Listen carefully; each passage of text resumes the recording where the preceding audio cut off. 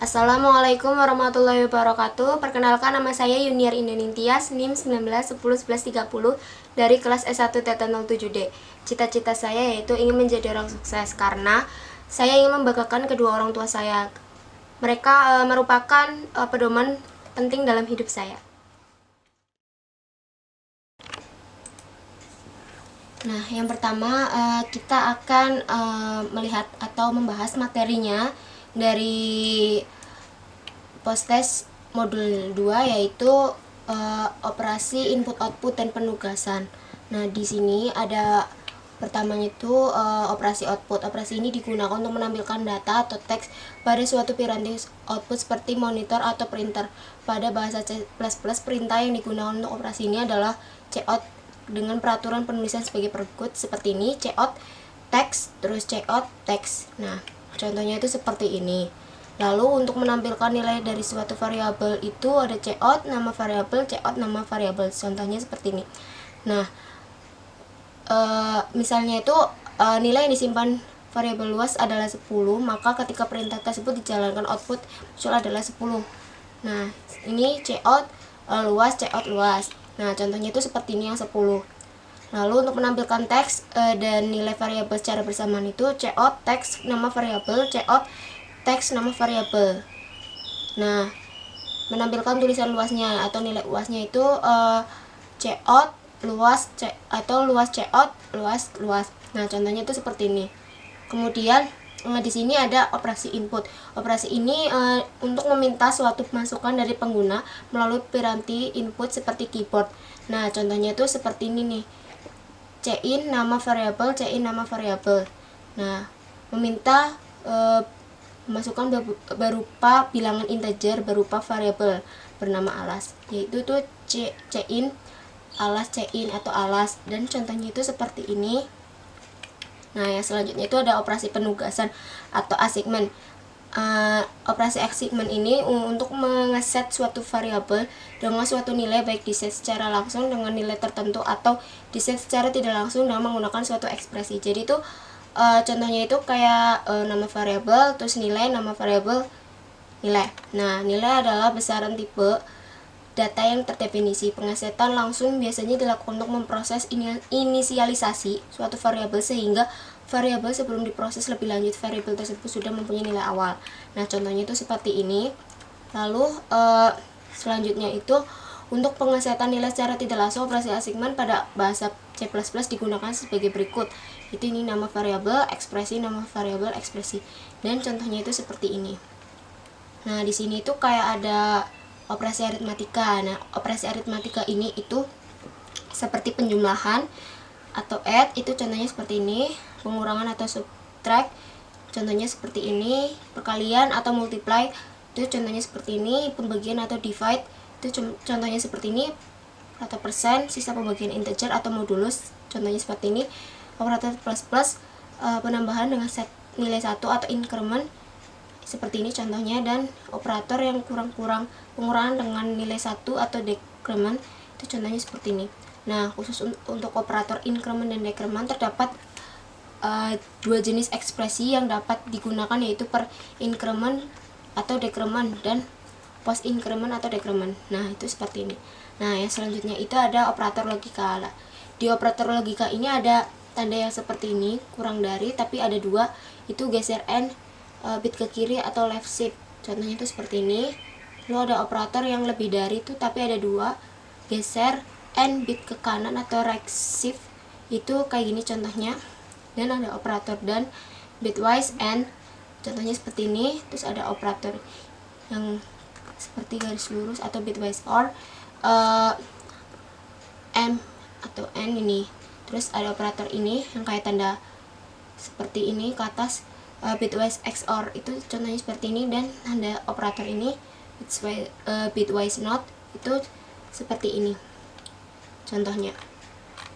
Dan operator relasional atau perbandingan itu ada operator seperti ini, kayak sama dengan, contohnya ini. Selalu ada tidak sama dengan, contohnya seperti ini. Ada lebih besar, contohnya ini. Lebih kecil, contohnya ini. Atau lebih besar atau sama dengan contohnya seperti ini, lebih kecil atau sama dengan itu contohnya seperti ini, dan operasi atau operator logic AND itu seperti ini, operatornya itu contohnya seperti ini, dan operatornya logic OR itu kayak gini dan contohnya seperti ini, dan ada logic NOT operatornya seperti ini dan contohnya seperti ini. Nah, selanjutnya saya akan langsung mempraktekkan dari programnya langsung. Jadi di sini tuh saya menggunakan modul 2 itu input output dan penugasan. Di sini tuh saya sudah menampilkan programnya, dan programnya ini itu saya itu membuat daftar nilai mahasiswa. Jadi tuh daftar nilai mahasiswa di sini tuh kayak menginput nilai dari tugas atau UTS atau UAS-nya seperti itu. Nah, yang pertama itu kita sudah ada include atau string. Nah, yang kedua itu ada include string, itu fungsinya untuk operasi pengolahan data stringnya. Nah, yang ketiga ada yang selanjutnya itu ada using namespace std, terus ada in main. Lalu ada string nama. String nama itu untuk mengolah data string nama. Terus ada in tugas, integer UTS atau in UAS. Nah, di sini ada cout-nya. Cout-nya di sini kita akan membuat daftar nilai mahasiswa, dan cout-nya sendiri adalah untuk keluaran, dan cout-nya lagi itu kita masukkan nama atau CIN-nya itu nama. Lalu ada cout-nya kita masukkan lagi nilai tugas atau CIN-nya itu tugas, dan cout-nya lagi itu kita masukin nilai nilai UTS, dan kita masukin lagi CIN-nya itu UTS, dan cout-nya itu kita masukkan nilai UAS, lalu CIN-nya kita masukkan UAS. Nah, di sini kita dapat diketahui kita akan mencari perhitungan dari nilai tugas, UTS dan UAS-nya. Nah, di sini tuh udah ada integer n tugas. N tugas itu nilai tugas. Jadi aku di sini tuh memakai perhitungan berapa persen atau 0,20 dikali tugas itu untuk mencari nilai tugas. Lalu yang selanjutnya itu ada NUTS atau nilai UTS. Di sini tuh nilai UTS-nya kita cari perhitungannya itu 0,30 dikali UTS atau sama aja 30%. Dan di sini tuh ada NUAS-nya itu, NUAS di sini itu 0 dikali 50 dikali UAS atau 0,50 dikali UAS, di sini dapat dihasilkan yaitu 50%. Nah, cout-nya sendiri nanti kita akan menampilkan nama, terus nilai tugas, nilai UTS, nilai UAS. Dan nama itu mencakup ada tugas. Tugas itu tadi dikali 20% dari 0,20 kali tugasnya. Terus UTS-nya itu 0,30 dikali TS, jadinya 30%. Terus UAS-nya juga 0,50 dikali UAS, itu 50%. Nah, selanjutnya nanti ada in totalnya. Jadi itu in totalnya tuh dari penjumlahan dari n tugas, n UAS, dan ya udah segitu aja.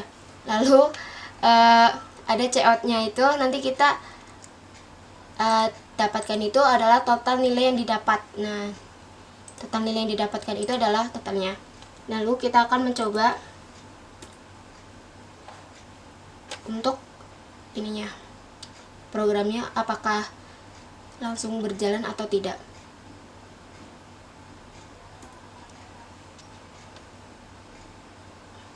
Nah, kita masukkan nama, misalnya nama aku tuh Yuniar, namaku sendiri, kita ketik. Lalu misalnya aku nilai tugasnya itu 80,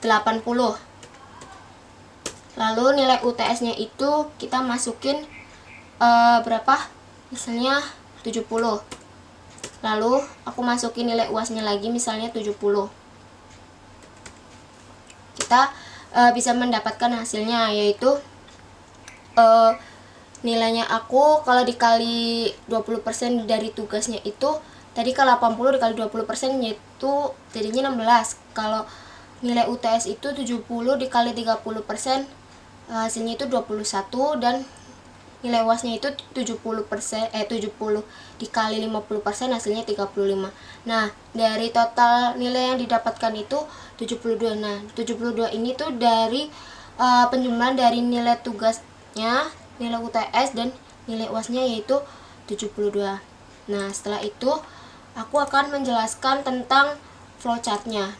Di sini aku menjelaskan flowchartnya itu kita akan mulai atau start, lalu kita akan memasukkan input namanya siapa, misal terus input nilai tugasnya berapa, nilai UTS-nya berapa, nilai UAS-nya berapa, lalu nanti kita dikali misalnya 0,2 untuk tugas 0,20 dikali tugas, UTS 0,30 dikali UTS, UAS-nya itu 0,50 kali UAS. Nanti kita akan ketemu output namanya tuh, misalnya namaku sendiri, terus nanti kita dikali 20% untuk tugas, itu 30% untuk UTS, dan UAS-nya itu 50%.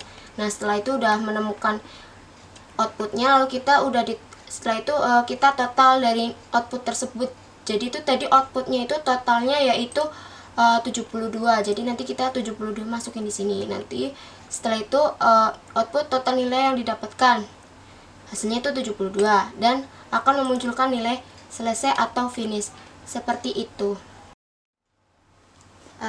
Mungkin tadi presentasi dari saya, dan saya akan menampilkan quote saya, yaitu quote saya itu jangan pernah menyerah apapun yang terjadi. Jadi itu janganlah pernah menyerah ketika kita masih mampu berusaha, dan tidak ada kata berakhir bagi kita untuk berhenti untuk mencoba.